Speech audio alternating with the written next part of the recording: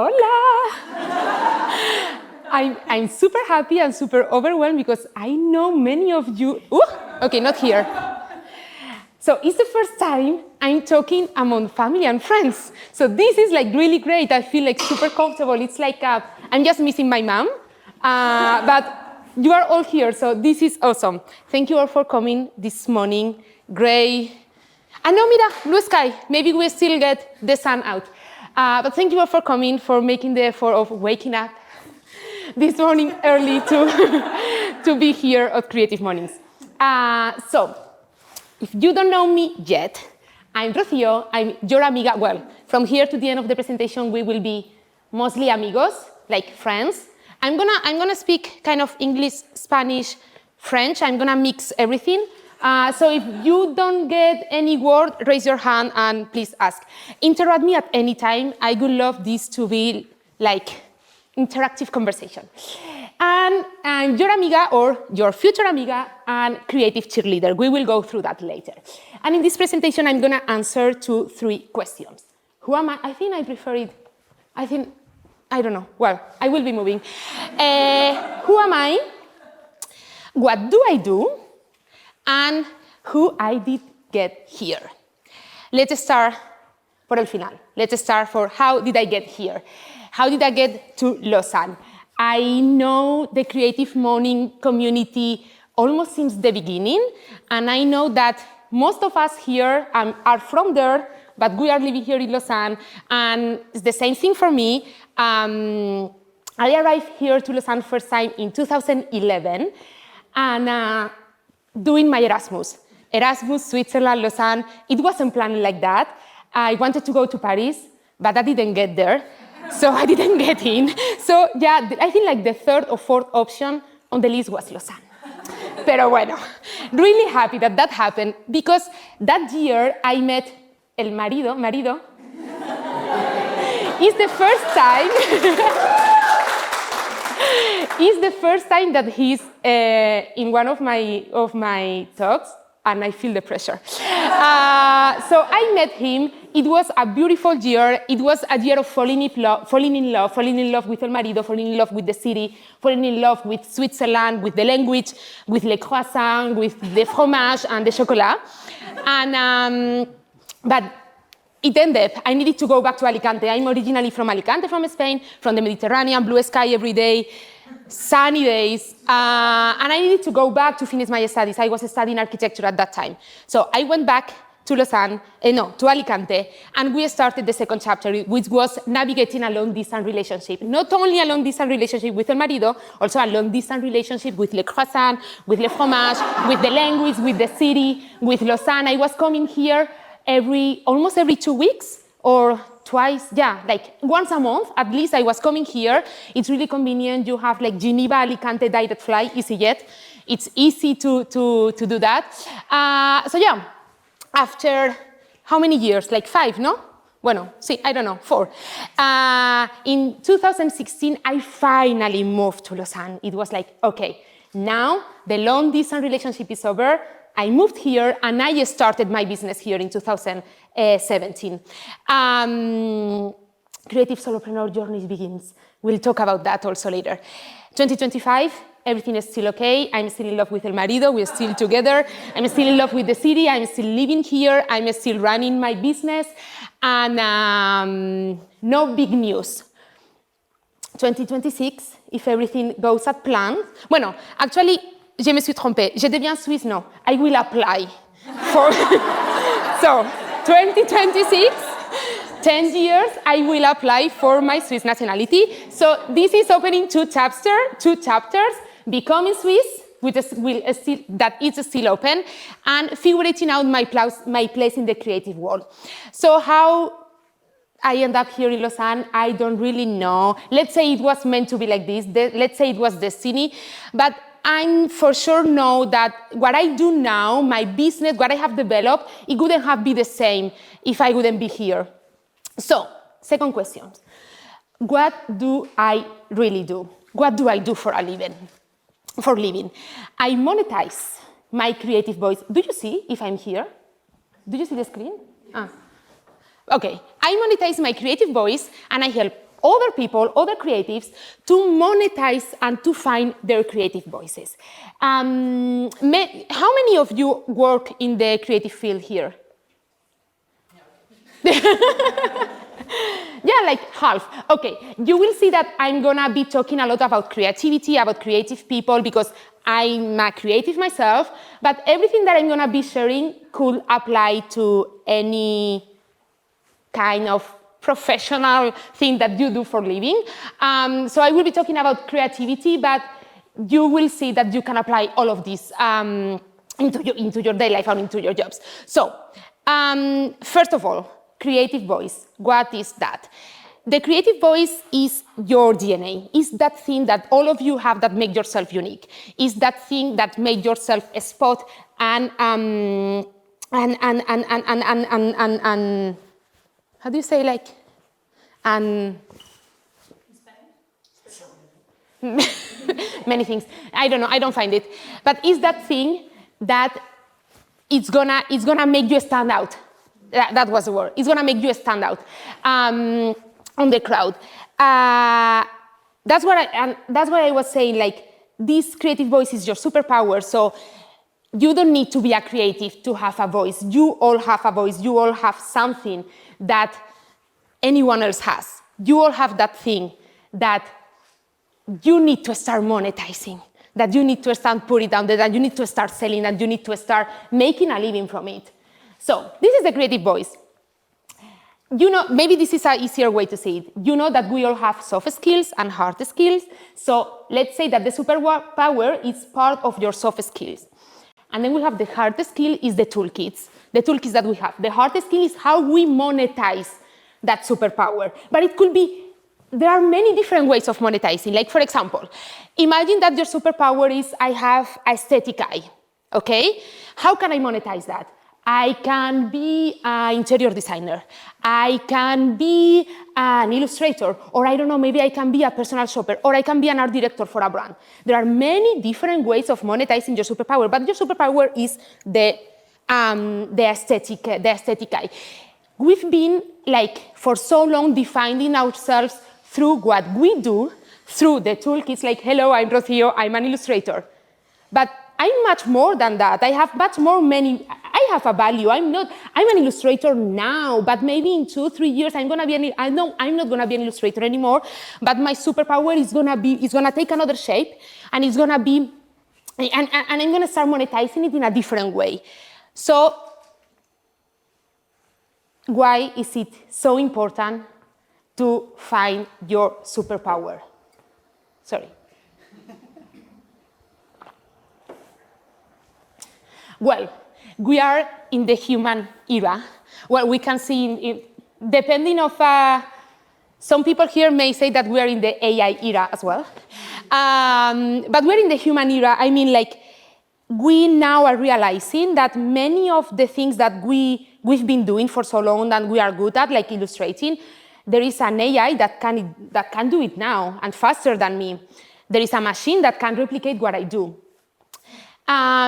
We've been for so long buying products and services by the technical description, but now we don't do that. Now we buy something because we know the brand owner, or because we connect with the values of the brand, or because we are in love with the person behind that lamp that I love and I want to buy. So we don't buy that lamp because it's the more practical lamp or it lights. No, we buy that lamp because we are in love with the brand. So we really need to develop that human connection, because here we all we all need to stand out, no matter the field, no matter what you do. We all need to stand out, we all need to connect, and we all need to match. If you need to do an interview, if you need to get a job, you need to stand out, and you stand out through your superpower, through your creative voice. You need to connect, because if there is no connection, there is no match. So no matter what you do, like selling a t-shirt, like doing an interview, as I was saying, like even going to the bank to apply for a mortgage, you need to stand out, you need to connect, and you need to match. So if we have clarity in our superpower, it's easier for us to stand out, to connect, and to match, and mostly to match with people that is aligned with us in values. We don't want to match with people that, no. Okay, so you all have that something that no one else has. The question is, what is your superpower? I don't know. I mean, this is up to you. One thing I can tell you to help you get there is that this is a theory that says that if you spot something in someone, if you identify something, if you admire something, some strength that someone has, that means that you have the potential, the possibility to develop it as well. So beware of the people that you admire and these mentors, that people that your role models, why you admire them. What is that thing that they have that make you love them? And if you identify that thing, maybe that's the beginning of your superpower, the beginning of the fil rouge, to start looking into that.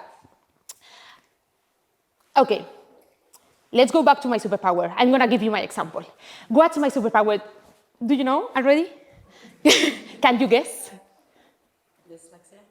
Yeah, dyslexia is one of these. I read it. I'm not judging. You were informed. It could change, but now I'm calling it my energy. I'm super enthusiastic. I have this, it comes from my mom as well. I have this energy that sometimes it feels like I'm gonna explode like a popcorn, like, yeah. So I realized this, it was really hard for me to realize this, and it was like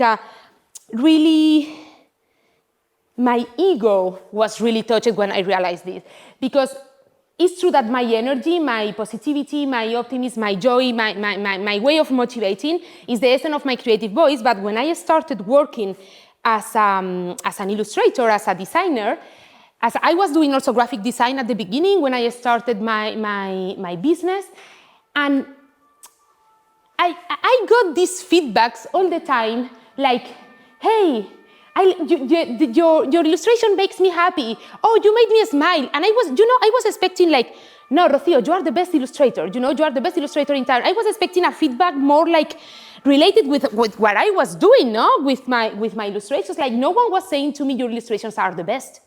You are the best illustrator. I was like, I don't care if you think that I'm energetic. What do you think about my illustrations? It's like, let me, and it was my ego. It was like, I'm an artist. No, I'm not a cheerleader. Like, I don't care about that. Like, don't tell me that my joy is contagious. I don't care about that. Like, I'm doing illustrations. But the thing is that when I realized that my energy was really the superpower, my clients were coming to me for my energy, not for my illustrations. When I realized that, it was like, main changing, because I could communicate better what I was doing and the value that I was adding. And for the people, for my potential clients, it was much easier to find me. It was a game changer, really. So how do I monetize this superpower? I was explaining my superpower, and now how do I monetize it? How do I make money out of it? What are my toolkits, the toolkits that I use now, that I'm open to change in a few years? The life is so long to be doing illustration for life, or I don't know, or for being a teacher for life. You can, maybe again en algún momento, you can always change. And I love that idea of being open, of I know what my superpower is, and I know that I can monetize it in many different ways, and I can change that. So, how I monetize it for now? As I was saying, also, I'm not controlling the time. Okay.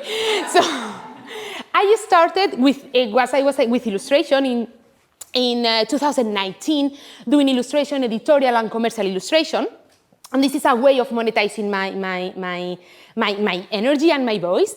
After a few years, I created La Shop. For the creatives here, you know that sometimes we work a lot with the computer. We need to do something that is tangible. We need to touch. We need to feel it. We need to smell it. We need to wear it. So I started La Shop in order to cover that need. And the last business, and this is the one that maybe brought me here today. I also mentor people, I also accompany people, I do courses, and I share, I love to share what I have learned in my journey with other people in order to help them get where they want to get. So we have the courses.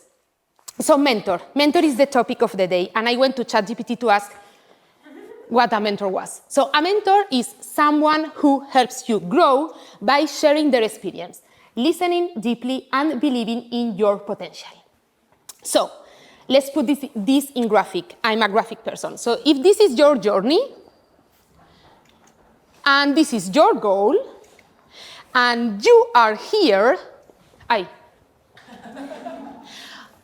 all of the people in this side of the spectrum are your potential mentors. And all of these people on this side of the spectrum are your potential mentees. This is business, eh?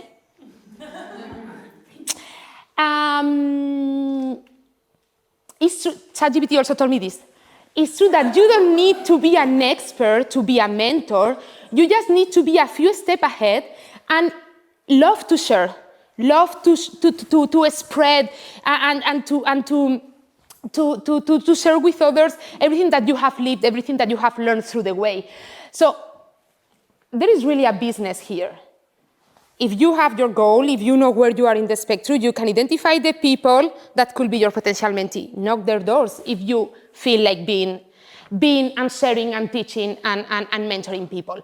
So it's true that I had help to get where I am now. I didn't do this by myself.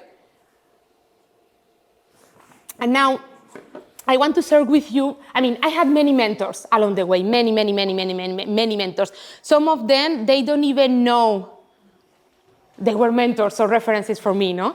But I'm gonna share three women, three mujeres in my life that they have really helped me shape my creative business as it is now. The first one is La Abuela Carmen. Abuela is grandma.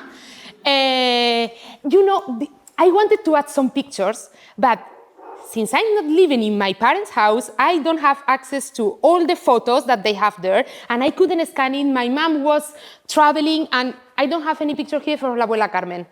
Pero you can picture her, like me, but older. So La Abuela Carmen, she wanted to be a pastry chef since she was a kid. The thing is that La Abuela Carmen was born in 1936. It was the year where in Spain started the Civil War. So her life wasn't easy. She got married really young, had 3 children. My grandpa was like a really old-fashioned man. So she was at home taking care of the babies, cooking for everyone because she has always loved to cook and have people around the table, but she couldn't really become that pastry chef that she wanted.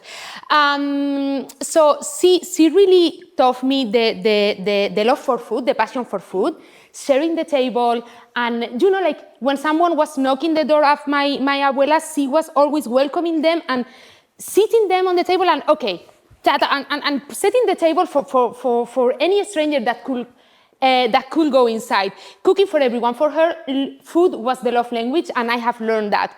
And it's true, this helped me a lot because when I was illustrating at the beginning of my journey, I started illustrating, and I was trying to find myself. I was trying what should I illustrate? What's my thing? What's my topic? What do I do?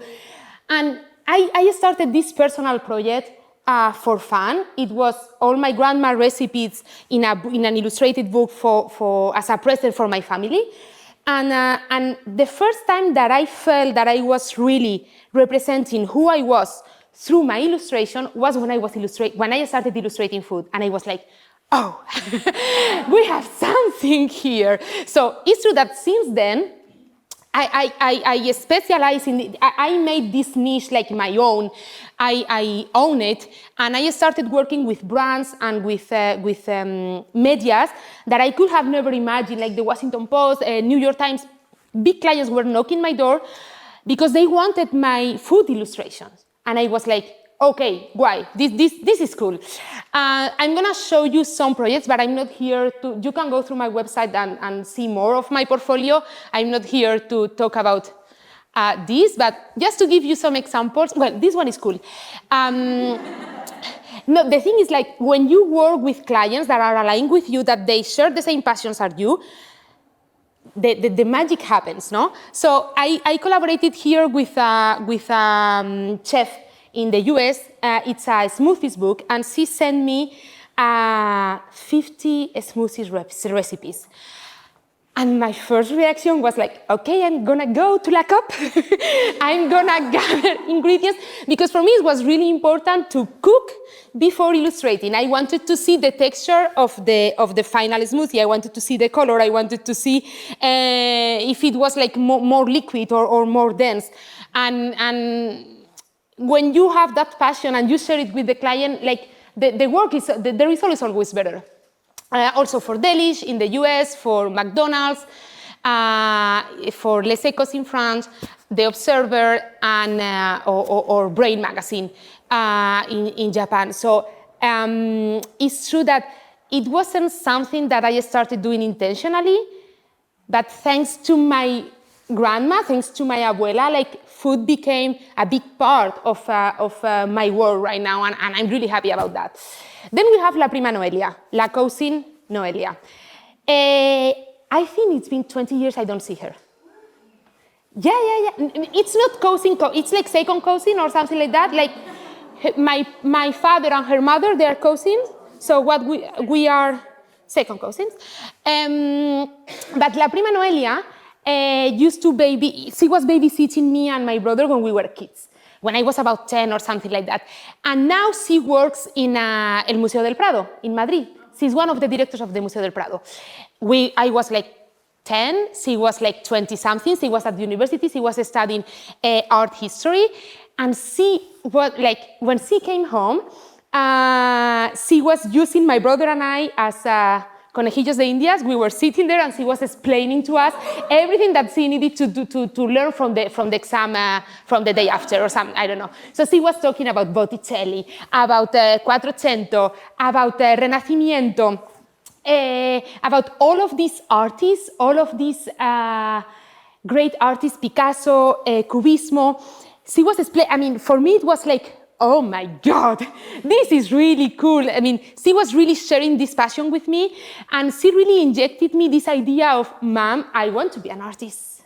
I want to have a mecenas, marido, and I just want to be painting Capillas Sistines all day. You know, like, I just want to do that when I grow up. So I'm still pursuing that dream. It's not that I'm drawing Capillas Sistines all days, no, I'm not there yet. But it's true that the origin of the second business, La Shop, it was kind of that. It was like, I would love to start doing things that, as I was saying before, no, that came out of the screen. Starting collaborating with brands, or starting collaborating with people in order to do things that I wasn't able to do by my own at home, and play of being an artist. I'm still in that way, but really enjoying to do other kind of collaborations that are not just digital illustrations. And then we have La Marie. La Marie is my mom, the third mentor. My mom is a school teacher, and I have never had even the thought of teaching myself. Like, I don't know, maybe for her, I don't know if I have this belief, or I had this belief of teaching wasn't a proper career, because I was super nerd when I was at the school, when I was living with my parents. So they were always like, no, you need to study a proper thing. And I don't know, teaching was not there. But my mom is a teacher, and since I was a kid, I've been always with her, accompanying her to the school, being with the kids. And I have learned a lot. I have realized this, like doing this presentation, but I have learned a lot of just seeing her, how she was talking with the people, how she was sharing, how she was having I don't consider myself someone with paciencia, with a lot of patience, either my mom, but when she's sharing, when she was teaching, when she's retired now, she had that. So now I see myself, I see many things in myself that are like, oh my God, I'm my mom. When I'm teaching and when I'm sharing. So this love for sharing, this sharing is caring, came from my mom. And everything that I've been doing in the last 3 years since I started school, it's thanks to her. I'm mentoring people one-to-one. I accompany also, or I do workshops at design school, design schools, or I do courses online, or I sometimes get invited to talk and to give conferences. And this love for sharing, it's my mom 100%. It's my mom energy. You need to meet her. Like, I'm not always like this. When I go home, I'm an introvert. I don't speak. But my mom is all the time energy level 200%. No, you cannot with her. Like, haz el marido. It's just too much. But we love her. So, we have a la abuela, we have a la prima, and we have a la mama. So, the last question, and the hardest one, who am I? We are many things. But who am I here today? I said at the beginning, I'm your amiga. We are more amigos now than when I started. We are getting there. Amigo is friend. Okay.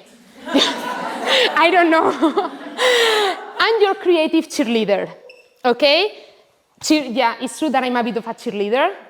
I didn't want it to be at the beginning, but it's true that when I mentor people one-to-one, they came to me because they feel empowered after.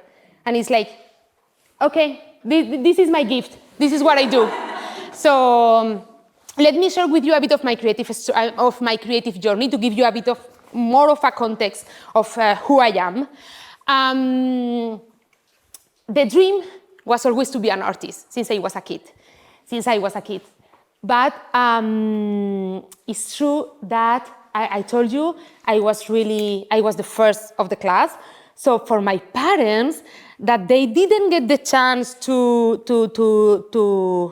drive their lives as they wanted, for them it was like, you need to study something serious. You need to study a proper career. And architecture was kind of a proper career. It was between art and engineering, so I'm an architect. I have never worked as an architect, never, never. But I have it there. And it has helped me, I mean, thanks to architecture, I'm here in Lausanne. I met El Marido, I met Le Croissant, all of this is thanks to architecture because I came here to do my Erasmus as an architect at la EPFL. So, after architecture, and also, yeah, it's true that, bueno, da igual. If you see my work, if you go through my portfolio, my way of illustrating, my way of projecting, my way of representing the world is really architectural. Like, I see flat design. I see alzado, planta y perfil. I don't know how to say it in English or French.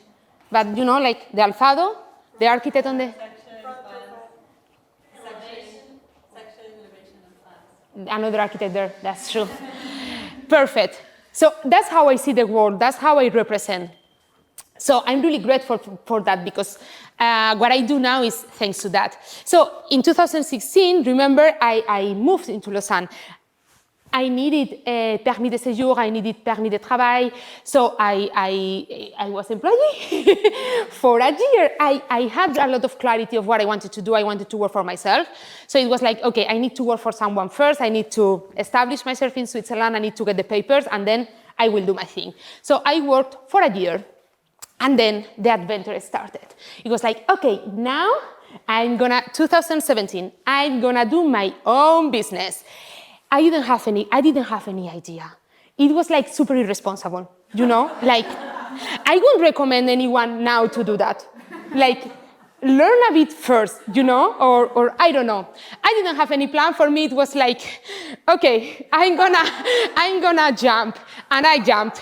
But what happened, since I didn't have any basics, I didn't know how to do it, I didn't know what to expect. I didn't know how to find my clients. I was trapped in my creative business. I was working like as el marido. I was working like non-stop all the time, like no focus. Like everyone that was knocking my door, that was proposing me a project, it was like, yeah, I will do it. I didn't have any filter.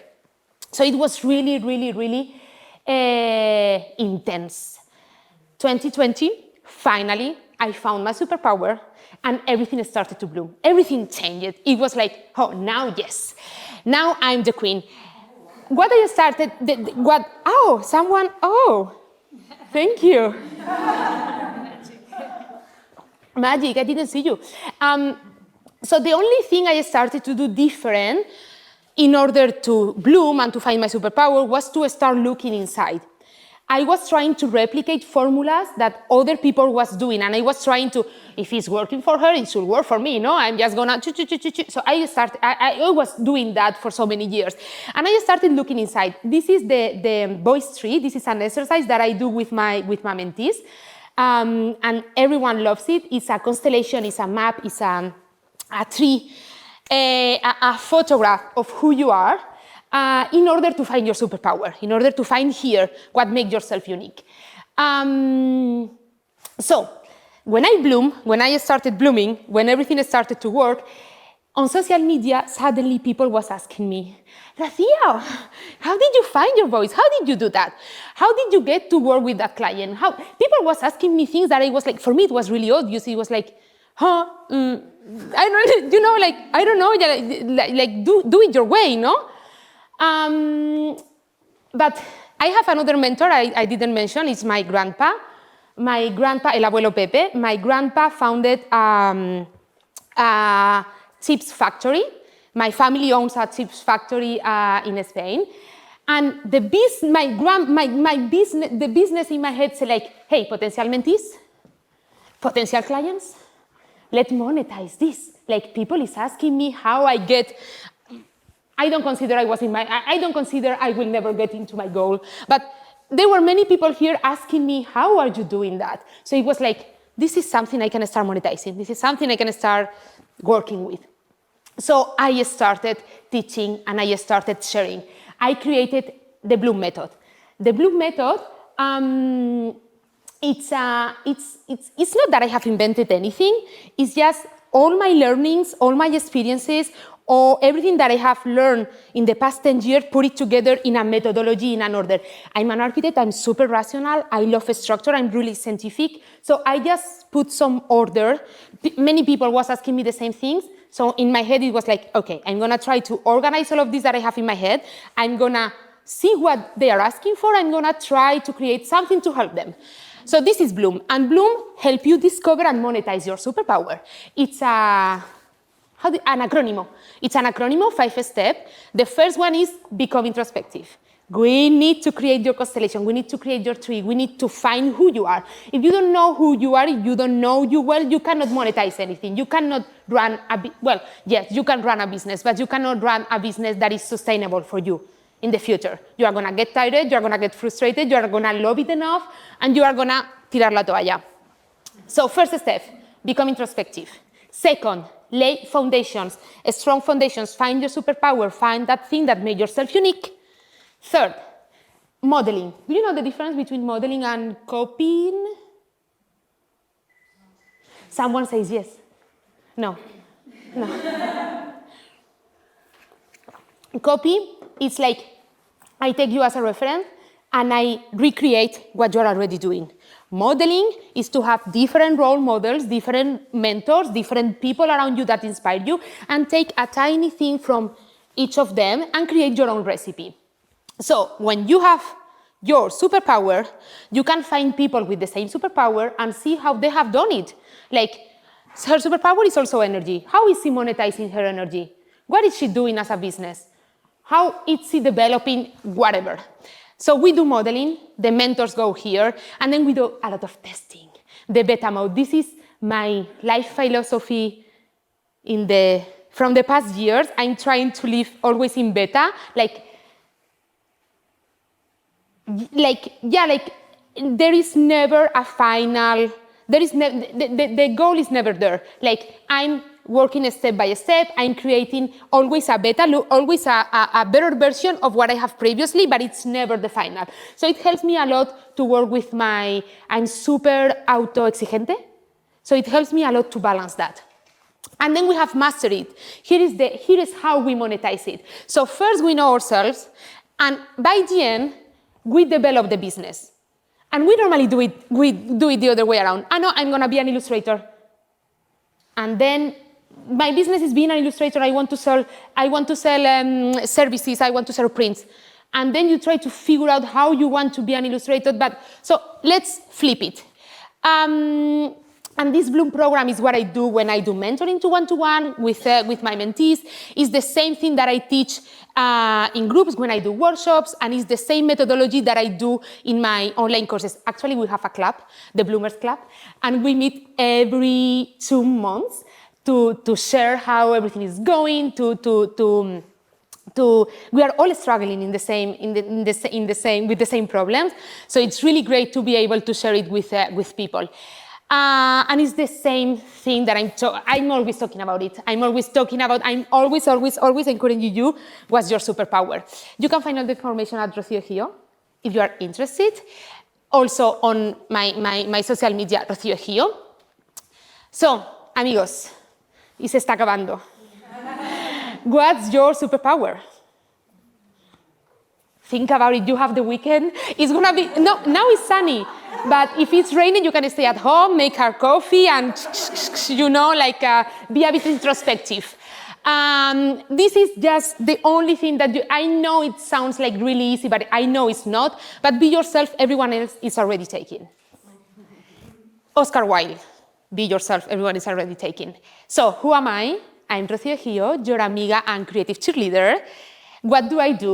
I monetize my creative voice, and I help you find your voice and monetize it. And how did I get here? I don't really know. It was meant to be, but really happy. Really happy to have found you all in Lausanne. Now, yes.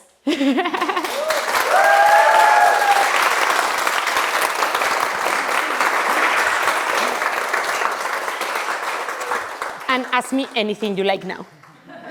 Slide it in the end. Yeah. No questions. Yeah. So at this moment, when you feel you are in the flow, what is that you do exactly from these activities? What puts you in the flow? And many things, and not only related with everything that I have. Dance, cook. Actually, I love to give. It's something that I've been trying to do more in the past years, like try to take care of myself and try to do things that are not really related with teaching or drawing or working on my business, and try to have that balance. I love cooking, I love dancing, I love many things that help me then be creative and flow in the creativity. In fact, basically taking a break from work makes you work better. Yeah, always. Like taking seriously your vacations, your breaks, your time, your routine. Like, Yes. but I don't always get it 100%. Like, I try to have it in mind, but it doesn't always work. So, but yeah. Thank you. You're welcome.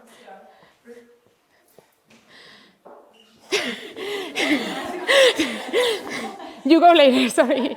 When you got here in 2016, what was your job? No, actually, I was doing like, I was employed as a graphic designer, but I did a portfolio. I have my purpose as an architect, but I did a portfolio of graphic design, and I tried to find a job as a graphic design. But it's true that I was also doing, they were interested in me because I also had this architecture background, and I was doing point of sale designs for a brand. I was working in Geneva, Memo Paris. It's a perfume brand. And I was designing the stands. So yeah, it was kind of a surprise. They didn't mention this on the interview. A bit of like a step in between. Yeah. That's cool. Yeah. Thanks. You're welcome. No, Renata was first. First of all, I'm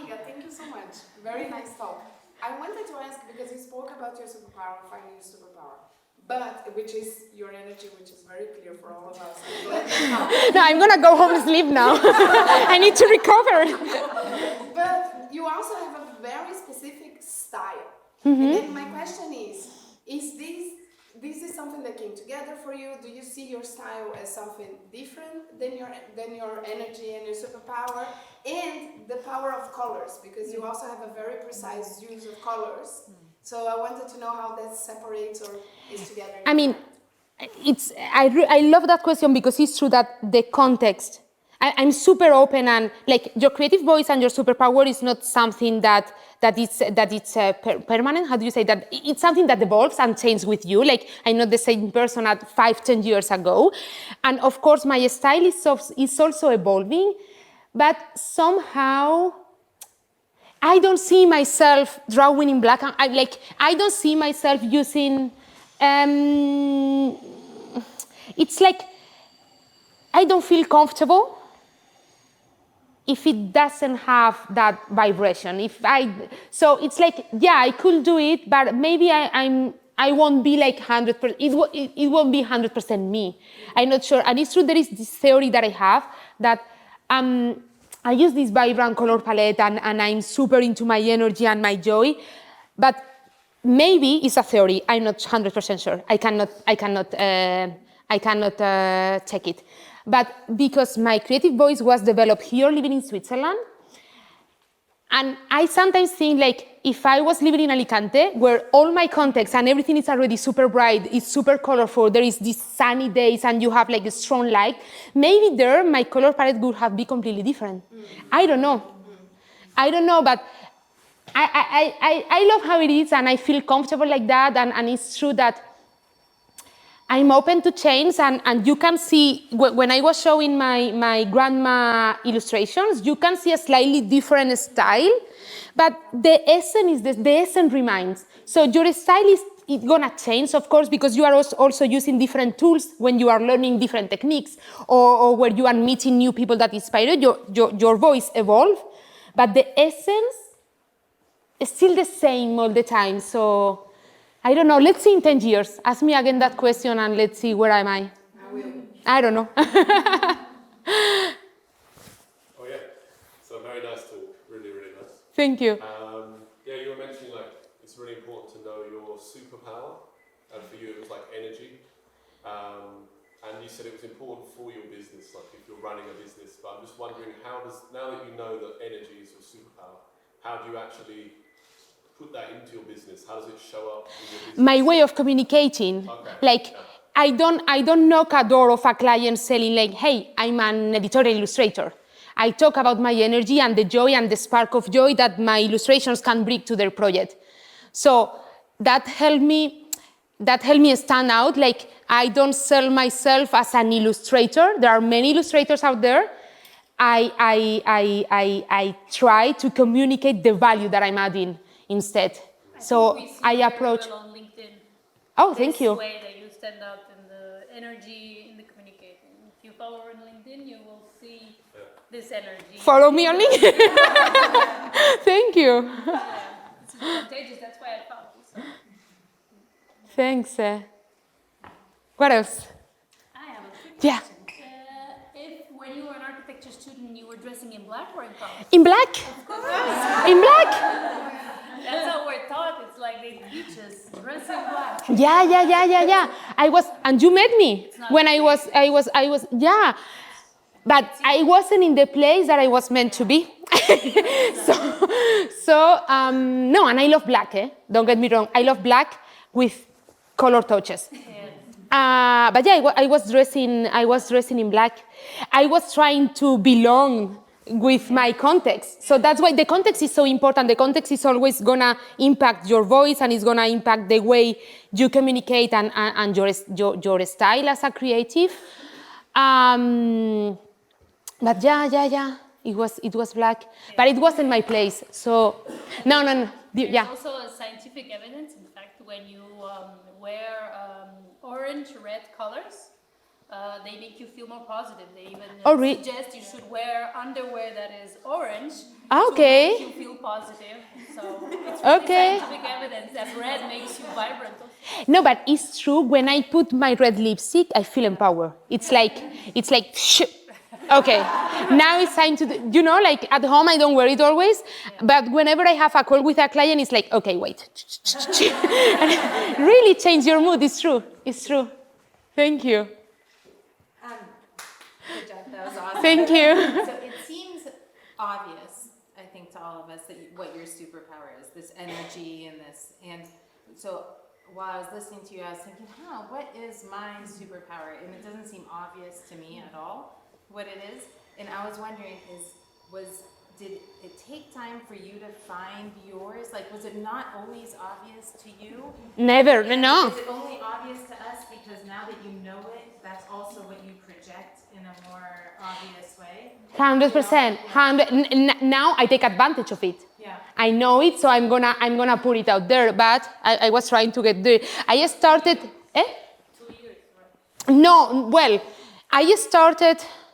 I've been always illustrating and working, but I started working it was like 3-4 years of work and a lot of introspection, a lot of self-work, a lot of therapy and coaching, and I had people that accompany me in that process in order to connect with my truly essence.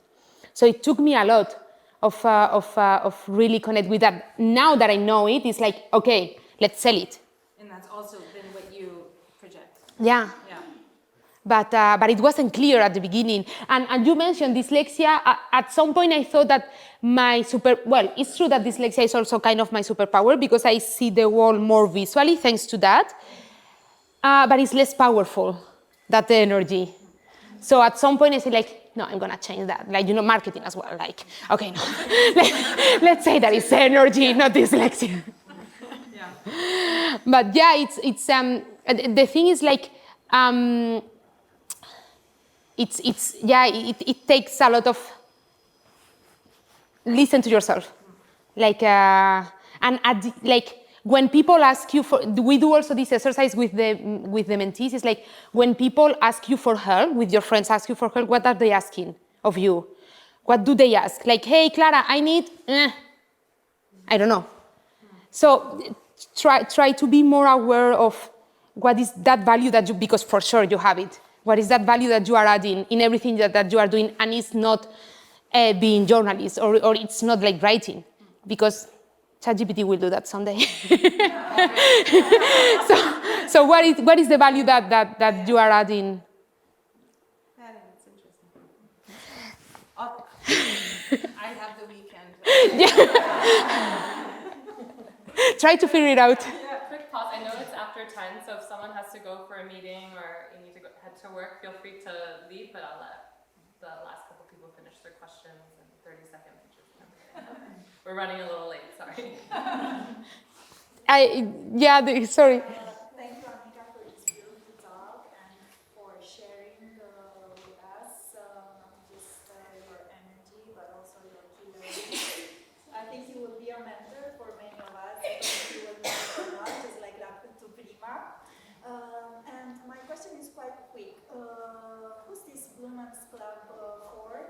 Architects, graphics, designers who are like having these hard skills, or also for the entrepreneurs with 10,000 ideas and they don't know which one to choose? So I accompany, like the Bloomers Club, the clubs is for people that I have accompanied previously, that they already know the Bloom methodology, because when we are together, we are kind of a secta, like we talk in a Bloomer way. But I accompany people that are mostly creative, but everyone that has a business, for everyone that wants to monetize really who they are. So I accompany people that do ceramic, I accompany people that are photographers, illustrators, mostly illustrators, because I am an illustrator, so they can project themselves into me easier. Artists, designers. It's true that most of them are creatives. They are also creative journalists. They are also creatives. Everyone is creative. Yeah, anyone is creative. So yeah, yeah, yeah, yeah, yeah. That's it. Thank you. You're welcome. Thank you so much. I love the talk and I love everything about you. How do you stay true to your essence when your context changes and everything around you as you evolve?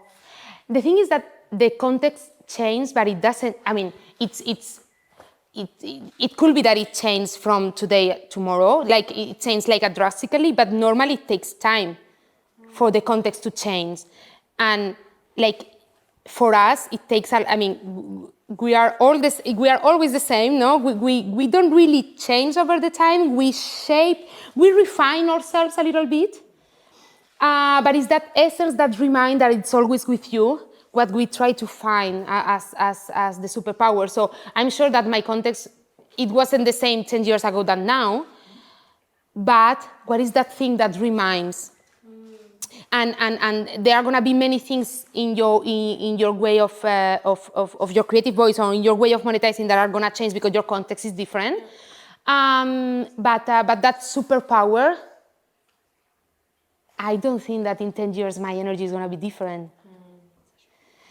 Either if my content is completely different, I will have the potential of have this. I will have that potential of have this energy.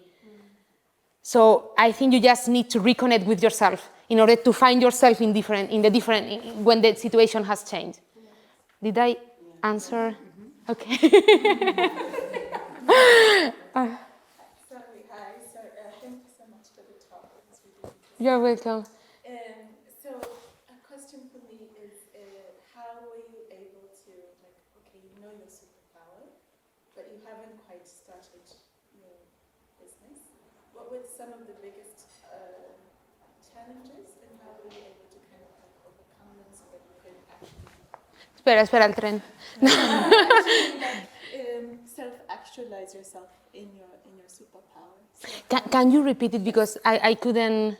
So yes, what were the challenges between the time of like finding your superpower and starting to monetize on your Okay, superpower? And like how did you overcome that? everything, because I'm Tauro. And you know, no, but it's true. Like I was really certain of what I wanted to do, so.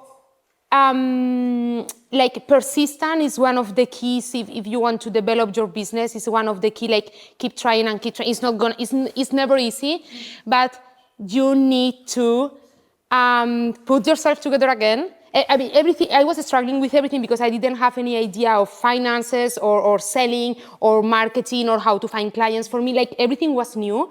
So two things I did was like.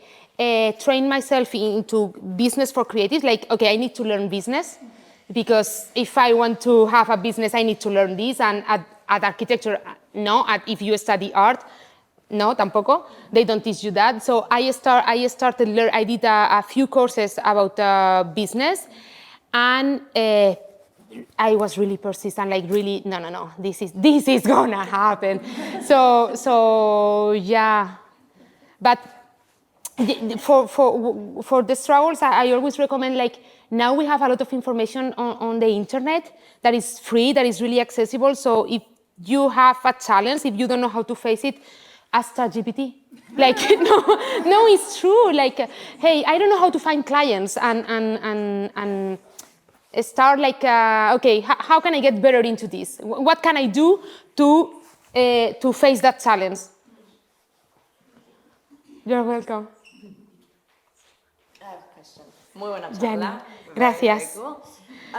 How do you separate your bulk of work, seeing that you are a mentor but an illustrator as well, and you're doing La Shop? So how do you distribute your week, month, or like trimesters? More energy on one, or how do you navigate?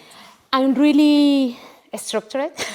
So Mondays is admin, and the day. No, it's true. I have a theme by day. So on Tuesdays I do a studio. On Wednesday I do a school. Like everything related with the school, all the one-to-ones and all the courses are on Wednesday. And Thursday is last shop. So I don't know. For example, it's true that last shop it takes me like less energy because it's not my main business. So if I suddenly have a studio project, I take the whole week for the studio, and I leave the other ones apart. But I normally try to once a week pass through each one of them. It's true as well, and I'm aware of that I cannot go as fast as someone that is just focused in doing only one business. I have kind of a team, but I don't really have a team. But I need the three of them to compensate myself. I need to teach, I need to draw, I need to create tangible things. So I thought, many times I have thought about quitting one of them, but no, I don't do that. So every week I try to work a little bit of each one of them, and I'm really, it's true that my head is really carré. So that helps. Is that something that you provide in your mentorship? How to, because I think that as a creative, one is very visual a lot of the times. And for example, I have everything on my Google Calendar, and that's great, but I need to see it. And therefore, I have maybe 140 different little notes of everything. Oh, I'm in a meeting and I want to write it rather than like being on my computer. Or for the calendar, and then I have like Post-its everywhere. Do you have a method that works for you, that you have seen and that you can mentor as well someone within that? Yeah, I mean, I have a method that works for me. Okay. But here, what we are doing is like finding your superpower and trying to make a business around it. So you will need to find your own method. Like what is working for me, it doesn't really have to work for you. So what I do in my mentoring, it's like I share what I normally do, and I share what other people or other references do. But it's up to the person, it's up to the mentee to create. I was talking about modeling, to create your own recipe with different insights. But and now I'm training. I'm starting. Well, no, it's been 4 months that I'm training myself studying coaching, and it's a completely different approach as mentoring. And my idea is to be able to combine these two disciplines, because it's true that if the goal is to find your superpower, like you cannot replicate what I do myself to organize. Mm-hmm. My head doesn't work as yours. So how can I guide you? This is the next challenge for me. How can I guide you for you to find your own method, for you to find your own way of organizing? So of course I share tools and I share how I do it and how other people I admire do it, which is different than me. But it's your job, your work to find your way. I accompany you in that process. And congrats on the coaching. Yeah, it's gonna come soon. I'm still practicing, so it will come next year. Very nice. Thank you, Rocio.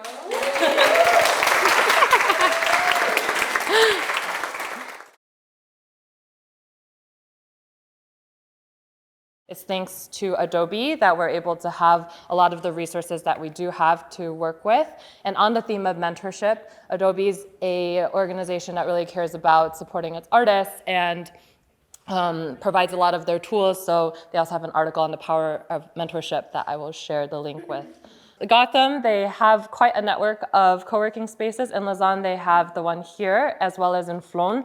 This is a picture of the one in Flon, so it's Creative Mornings at Flon 1 month, and it's a bit of a different vibe in a different location, but they offer day passes, subscription passes. A lot of companies are also based in these co-working spaces, so feel free to talk to someone at the desk if you want a little tour, because they have a big space in the back to share like some of their spaces and offers.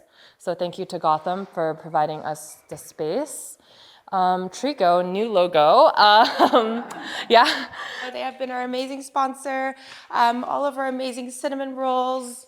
I don't know, so many delicious cakes and croissants are from them, and they are just so lovely every time. So actually, a lot of you don't know, or a lot of us don't know, is they do catering also for businesses, parties, personal events, and they also do gift boxes. So you can head down to Manjo and Bebo, which is in the Flan, and you can personalize a gift box if you want to send them up for Christmas or anything that you want. They've got you covered. They're super lovely. And then we have Sleepy Bear Coffee, who does really great specialty coffee, and they were the ones who gave us this lovely cold brew today. And you can find them Sugar, and also they have a second new-ish location, which is up by the Ribon. And Diana and her team are super nice, so we're always very grateful for their support. Thank you.